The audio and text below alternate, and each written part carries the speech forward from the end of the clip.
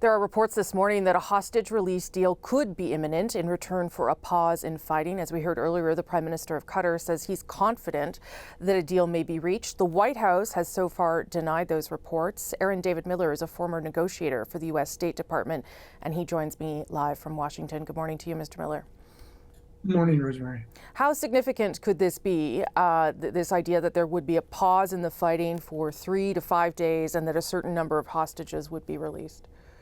Well, certainly significant for the hostages, numbered maybe 70 women and children, in exchange for the Israelis allowing probably twice that number of Palestinian prisoners, women and adolescents, presumably in Israeli jails, out. The humanitarian pause, 3 to 5 days, would be important.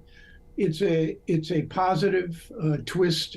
However, the numbers of negative twists are yet to come in this cruel and horrific conflict are probably unknown at this point. But if in fact a negotiation can be reached, and in the Middle East, usually negotiations have two speeds, slow and slower. So I'm not surprised at all. It is a negotiation. Both sides are bargaining. What did you make of President Biden's op-ed in the Washington Post yesterday, laying out, he talked a little bit about Ukraine, I should say, but he also talked about what's happening in the Middle East, laying out his expectations for what happens down the road in terms of who is in control of Gaza and what that looks like. What audience was he speaking to there, and why did he feel the need to do that, do you think? You know, on October 10th, the president created a very strong pro-Israeli frame.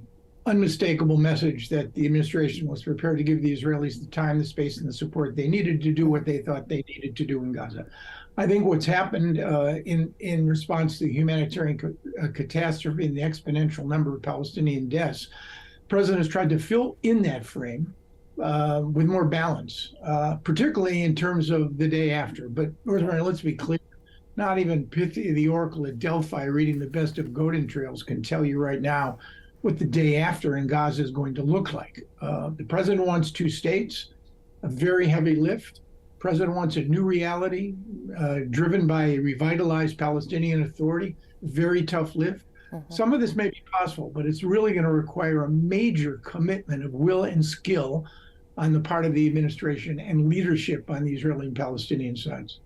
Do you think that there is a shift happening in terms of what Israel is doing in Gaza, that they are moving perhaps to a more precise kind of battle on the ground as they try and defeat Hamas? Yes, I think there's no question about that. I mean, the numbers of airstrikes, which according to some experts are the most intense in the 21st century, for 3 weeks, even before the ground campaign began on October 27th, represented a certain phase. And I think there you saw a tremendous exponential rise in Palestinian deaths.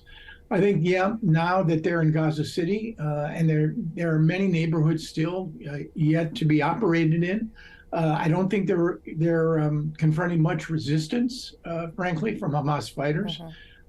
But the main event is still to come. And that's probably in Khan Yunis in the south, where the Israelis, I'm sure, are persuaded that the senior leadership of Hamas, who are their targets, are in hiding.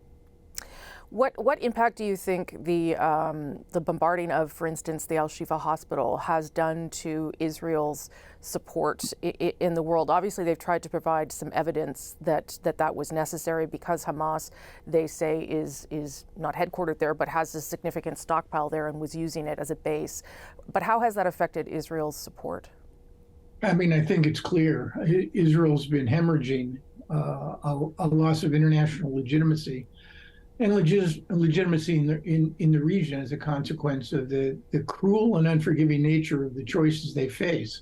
How do you prosecute a war against Hamas in a densely populated Arab areas, Palestinian areas where Hamas assets are embedded in the local population? How do you surge humanitarian assistance into a war zone?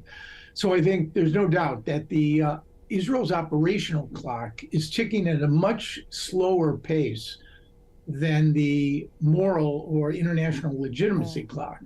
I think their assets there are running down very quickly. So as someone who has been, at the table during these kinds of conversations so many times before, where is this headed? You talked about more negative twists off the top. Where is this headed next, do you think? I mean, I think the prosecution of the war is going to continue for weeks, and it's likely that there will be a residual Hamas presence left. The Israelis will likely remain in control of large parts of Gaza, perhaps with a buffer zone, perhaps deployment of their forces. There will be an effort, must be an effort, to deal with the reality that out of 2.3 million people, half of whom are now displaced. Winter's coming. Estimated 40% of all the structures in Gaza City, which had a population of 1.1 million, are destroyed. It's an extraordinarily large galactic challenge on the humanitarian side, and it will not become any easier because the elusive question, Rosemary, of who is going to govern Gaza is going to speak volumes about what's possible with respect to both humanitarian relief and reconstruction.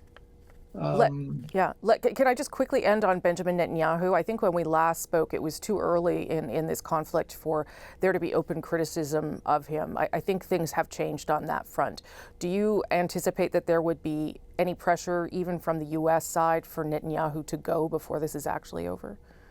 I don't. And I just don't think there's a mechanism, frankly, to replace him. As long as his coalition, right-wing, most extremist in the history of the state of Israel, remains intact, there won't be much pressure. Maybe pressure from the streets.